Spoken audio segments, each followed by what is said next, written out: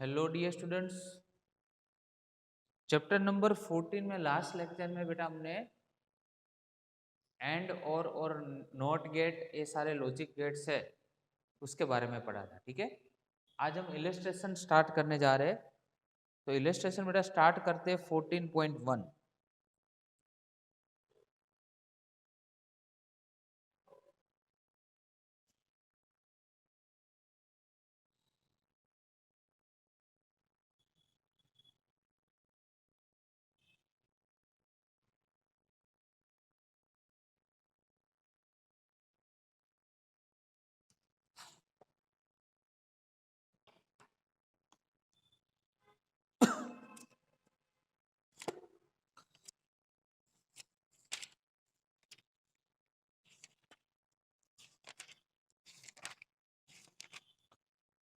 Silicon, carbon and germanium have the same lattice structure. तीनों के lattice structure जो है वो सेम। ठीक है, why is carbon insulator while silicon and germanium intrinsic semiconductor. इसमें क्वेश्चन ऐसा है कि तीनों के लैटिस स्ट्रक्चर तो सेम। कौन कौन से आपको दिए हैं? एक दिया है carbon, silicon and germanium. Lattice structure वो क्या है? सेम। ठीक है, तीनों के लैटिस स्ट्रक्चर बेटा क्या है? सेम। बट फिर भी जो कार्बन है वो इंसुलेटर है और सिलिकॉन और जर्मेनियम है वो क्यों सेमीकंडक्टर। ठीक है, तो याद रखो कार्बन जो है उसका इलेक्ट्रॉन जो फॉर्मेशन है उसकी सेकंड ऑर्बिट में 4 वैलेंस इलेक्ट्रॉन।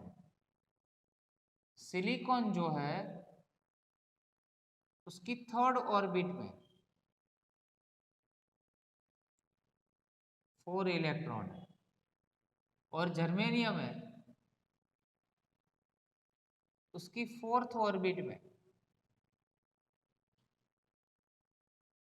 4 इलेक्ट्रॉन है। ठीक है, और आप लॉजिक जानते हो कि न्यूक्लियस के अराउंड जितनी भी नजदीक कोई भी ऑर्बिट होती है, ठीक है, तो वो इलेक्ट्रॉन को रिलीज करने के लिए जो एनर्जी की रिक्वायरमेंट होती है वो सबसे ग्रेटेस्ट होती है। ठीक है, इसमें क्या होगी? इससे थोड़ी लोवेस्ट होगी और इसमें क्या होगी? एनर्जी सबसे लोवेस्ट होगी।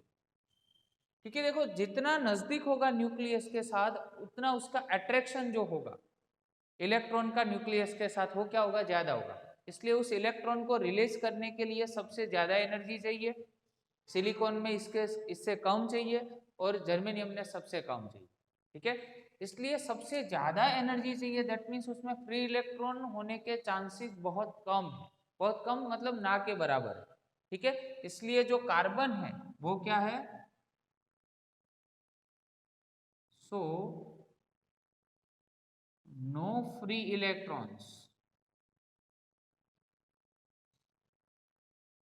Are present in carbon.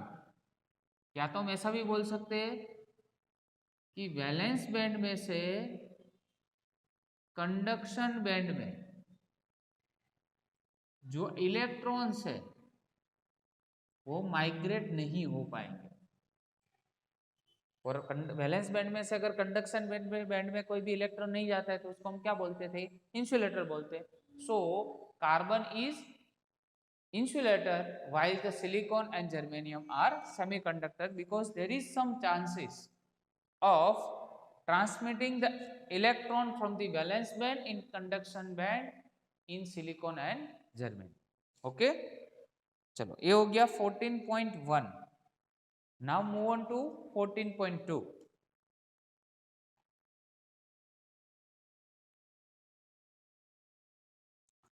चलो 14.2। Suppose a pure silicon crystal has 5 into 10 raised to 28 atoms per meter cube. It is doped by 1 ppm, 1 parts per million. Concentration of pentavalent S, जो pentavalent आपको दिया है that means उसमें donors होंगे, ठीक है। Trivalent होता है तो एक्सेप्टर्स होते हैं, वो हमने थ्योरी में आपको समझाया है। Calculate the number of electron and holes given Ni is equal to, देखो Ni मतलब thermally generated electrons, thermally generated electrons, that means Ni की वैल्यू आपको दी हुई है 1.5 इंटू 10⁻16 पर मीटर क्यूब। क्लियर? तो ये हो गया फर्स्ट पॉइंट। चलो सेकंड में आपको 1 ppm पार्ट्स पर मिलियन है, दैट मीन्स आप जानते होंगे 10⁻6 होता है, 1 मिलियन में 10 लाख होते हैं, ठीक है ना, 10 lakhs। तो electron number density due to, electron number density क्या मिलेगी आपको, तो electron number density due to arsenic, arsenic मतलब जो पेंटावेलेंट हम इंप्योरिटीज ऐड कर रहे हैं वो पेंटावेलेंट है, दैट मीन्स उसमें नंबर क्या होंगे, इंप्योरिटी डोनर्स में होंगी, तो Nd लिखेंगे। हमारे पास है 5 इंटू 10⁻28 गिवन है, पार्ट्स पर मिलियन है 10⁻6, दैट मीन्स 5 इंटू 10 कितना हो गया 22 मीटर रेस टू -3। क्लियर? तो Nd की वैल्यू मिल गई।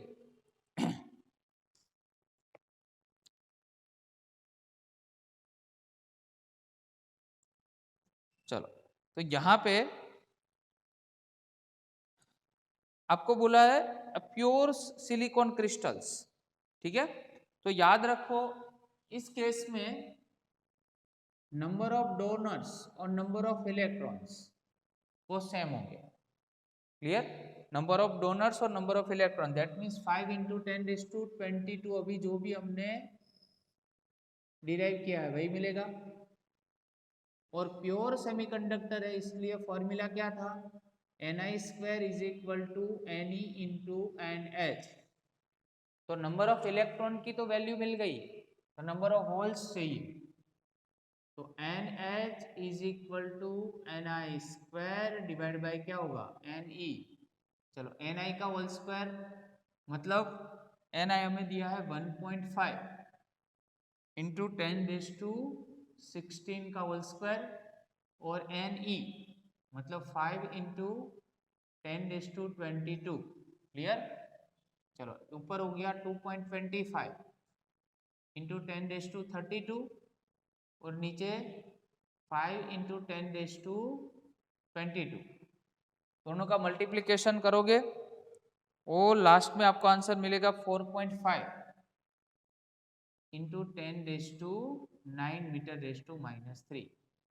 ठीक है, कैल्शियम में क्रॉस चेक कर लेना तो नंबर ऑफ होल्स की भी वैल्यू मिल जाएगी। तो नंबर ऑफ इलेक्ट्रॉन चाहिए और नंबर ऑफ होल्स, तो नंबर ऑफ इलेक्ट्रॉन 5 इंटू 10⁻22 और नंबर ऑफ होल्स होंगे 4.5 इंटू 10⁻9। क्लियर? 14.3 है, can we take one slab of p type semiconductor and physically join it to another n type semiconductor to get pn junction. मतलब physically दोनों p और n junction को हम क्या कर सकते हैं, ज्वाइन कर सकते हैं कि नहीं कर सकते। जैसे मान लो कि यहाँ पे आपके पास ये p टाइप सेमीकंडक्टर है और इस साइड पे आपके पास n टाइप सेमीकंडक्टर है, ये p और यहाँ पे n। Clear?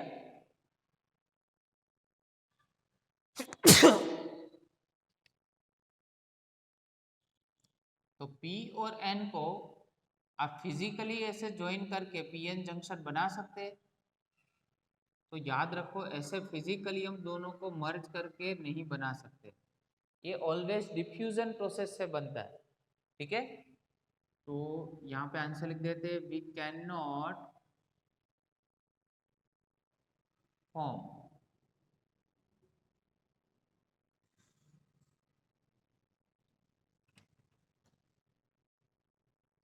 PN junction by connecting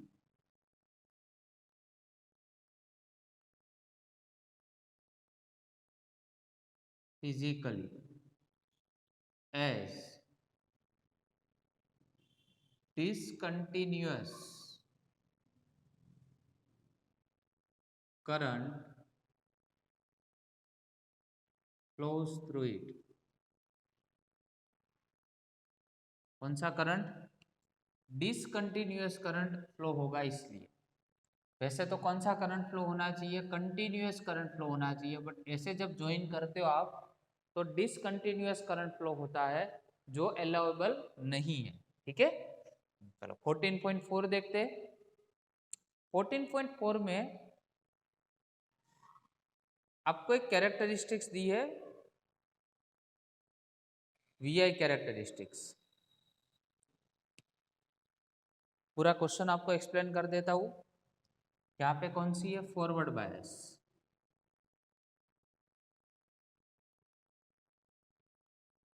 यहाँ पे कौन सा है? Reverse bias. याद करो थियरी में फॉरवर्ड बायस में जो करंट फ्लो होता है वो मिली एम्पियर में होता है और रिवर्स बायस में माइक्रो एम्पियर में होता है। ठीक है, यहाँ पे आपके पास तीन डिफरेंट करंट की वैल्यू है, 10, 15 एंड 20। अभी 20 के अकॉर्डिंग वैल्यू कितनी है वोल्टेज की? 0.8। 10 के अकॉर्डिंग कितनी है? 0.7। और 15 के अकॉर्डिंग कितनी है यहाँ पे? 0.75। क्लियर? यहाँ पे रिवर्स में देखो तो डी पॉइंट पे वोल्टेज है -10 और यहाँ पे करंट कितना है? -1। तो एक क्वेश्चन बोला है कि ID is equal to 15 milli ampere पे आपको क्या फाइंड करना है? उसका रेजिस्टेंस फाइंड करना है। तो रेजिस्टेंस फाइंड करने के लिए देखो वोल्टेज और करंट, वोल्टेज और करंट से रेजिस्टेंस कैसे फाइंड करेंगे? तो फॉर्मूला था V is equal to IR ohm's law, so that R is equal to क्या होगा? V by I।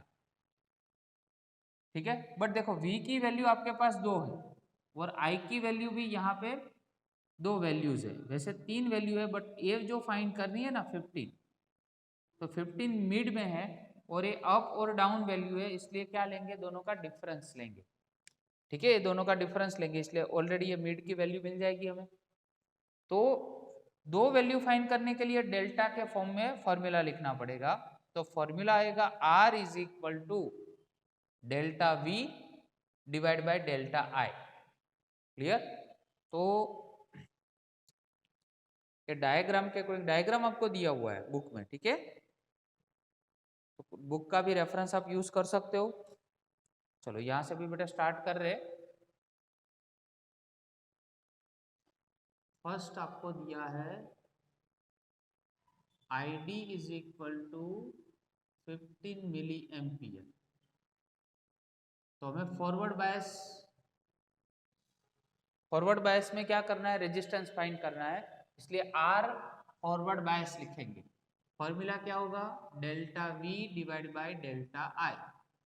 चलो डेल्टा V मतलब वोल्टेज का डिफरेंस 0.8 माइनस 0.7, नीचे करंट का डिफरेंस तो 20 माइनस 10, तो 20 माइनस 10, बट वो मिली एम्पियर में है इसलिए यहाँ पे 10⁻³ लिखेंगे।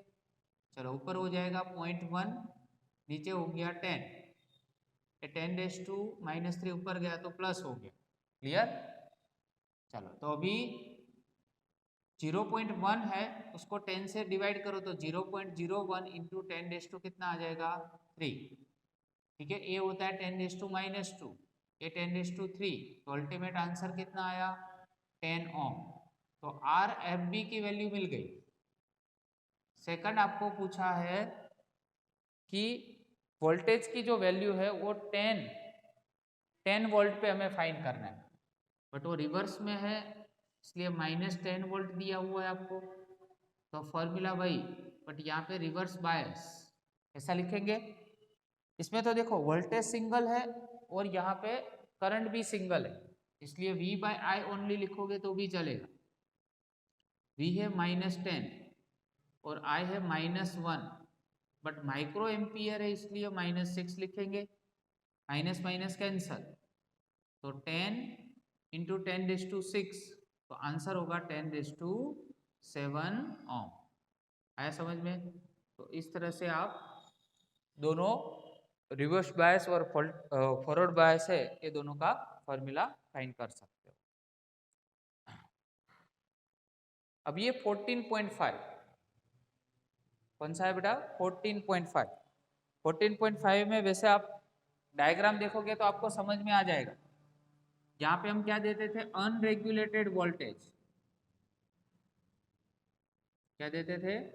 Unregulated voltage. और यहाँ पे क्या था?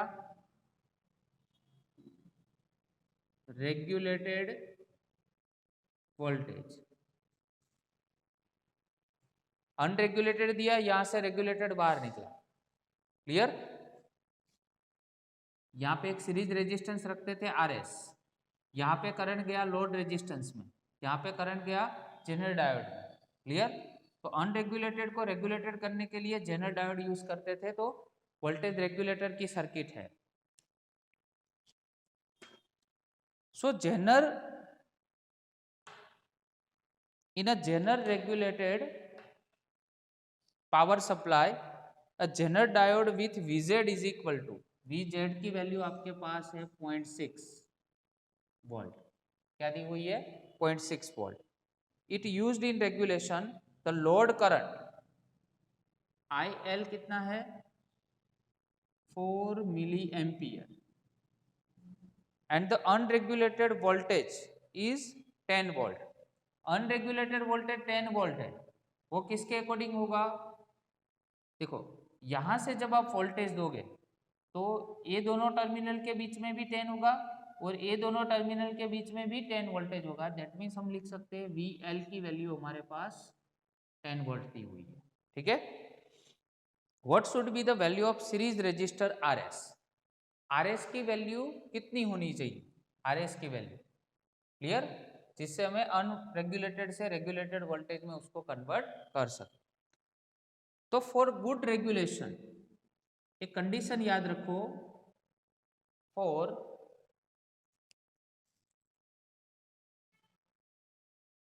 गुड रेगुलेशन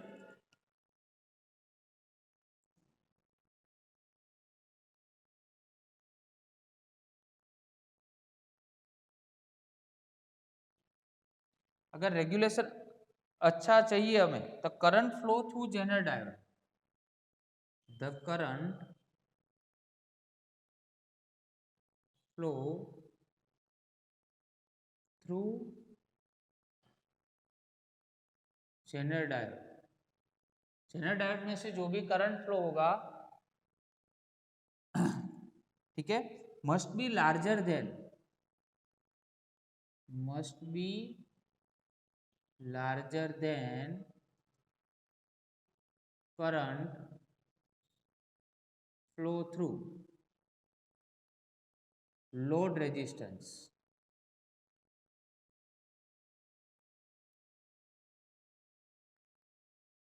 मतलब जेनर डायोड में से जो भी करंट फ्लो होगा, ठीक है, वो लार्जर होना चाहिए। किससे? जो है लोड रेजिस्टेंस में से करंट फ्लो होगा उसमें से।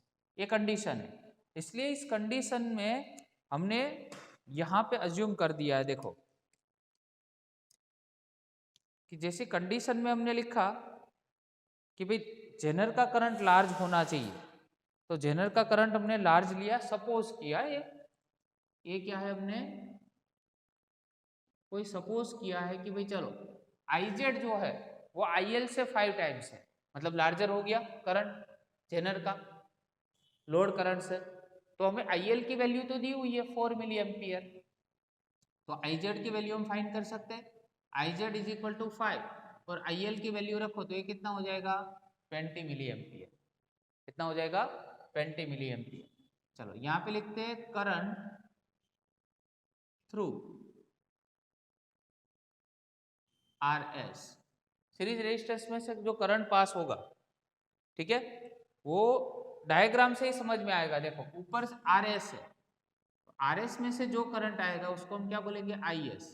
इसमें यहाँ पे जंक्शन है, दो करंट पास हो रहे हैं, एक जा रहा है लोड में तो दूसरा जा रहा है जेनर में।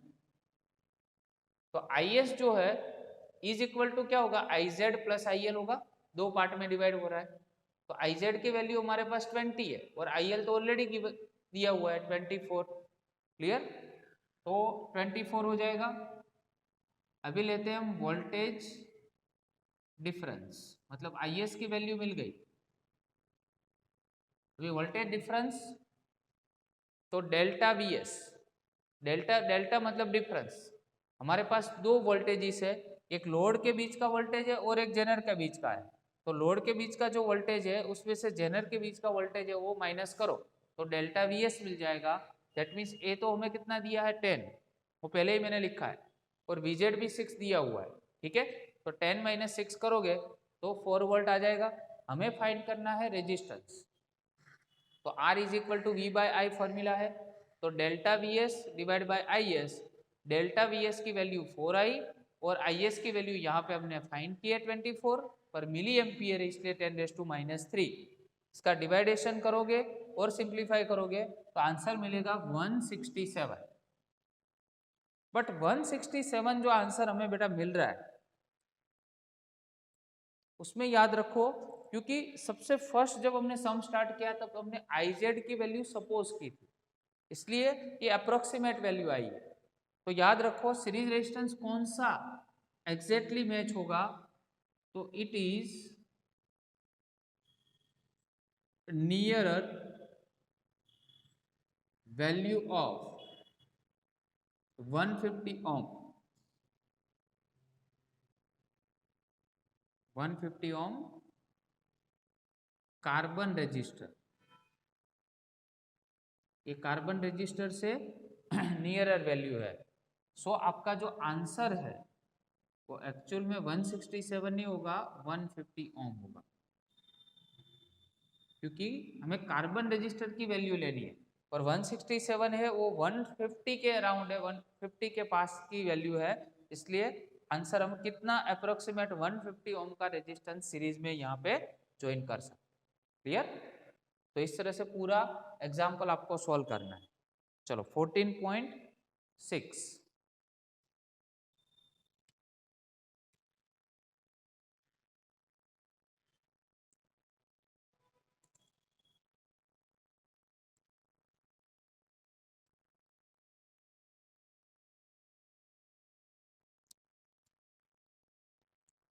14.6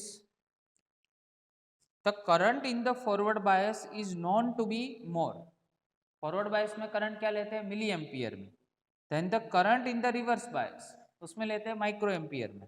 तो what is the reason then to operate the photodiodes in reverse bias, तो फिर हम रिवर्स बायस में फोटोडायोड को क्यों ऑपरेट करवाते हैं। ठीक है, तो सबसे फर्स्ट तो फॉर एन टाइप सेमीकंडक्टर, अगर सेमीकंडक्टर एन टाइप है तो क्या होगा, नंबर ऑफ उसमें इलेक्ट्रॉन्स होंगे वो ग्रेटर होंगे नंबर ऑफ होल्स से, एन टाइप सेमीकंडक्टर में। ठीक है, उसके बाद हम फोटोडायोड पे क्या करवाते हैं, when light incident on photodiode, अगर फोटोडायोड पे लाइट जब इंसिडेंट होती है तब क्या होता है, इलेक्ट्रॉन होल्स पेयर जनरेट होती है, electron hole pairs are generated.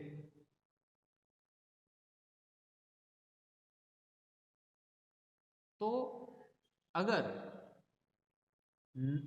Number of electrons की न्यू वैल्यू लेनी हो तो हमें NE' लेते हैं, तो फॉर्मूला क्या बनेगा, NE' is equal to NE plus जो भी चेंजेस हुए उसमें, क्योंकि इलेक्ट्रॉन होल पेयर जनरेट होगी दैट मीन्स उसमें कुछ इलेक्ट्रॉन ऐड होंगे या तो कुछ माइनस होंगे, प्लस होंगे minus, that means delta.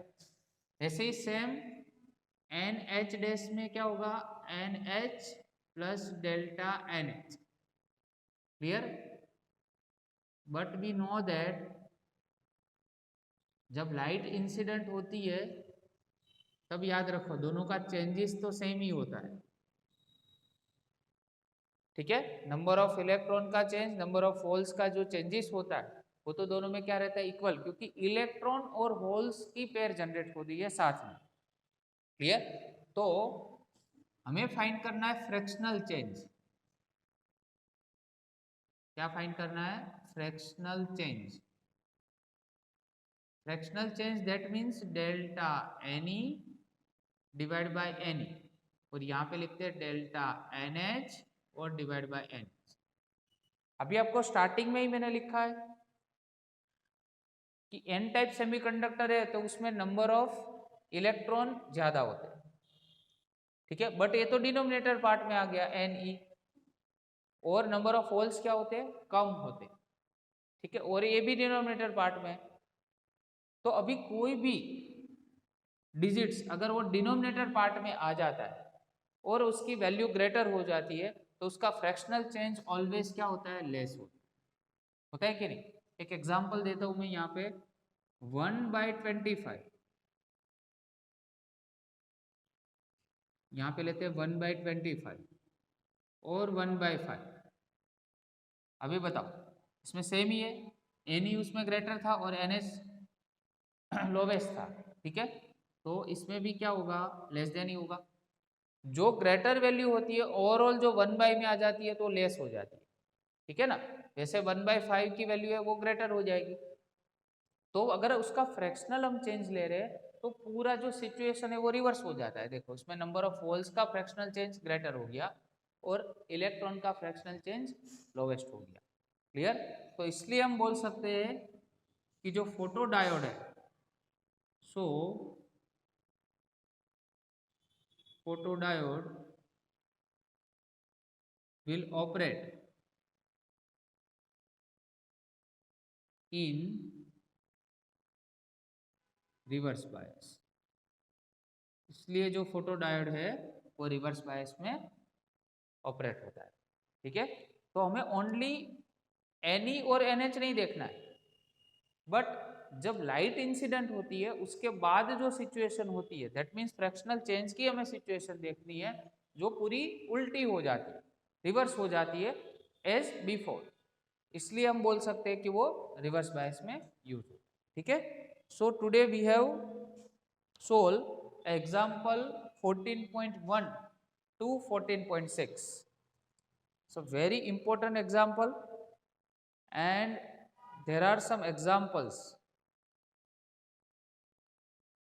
which are very tricky and you should have remember the logic of it, especially for example 14.5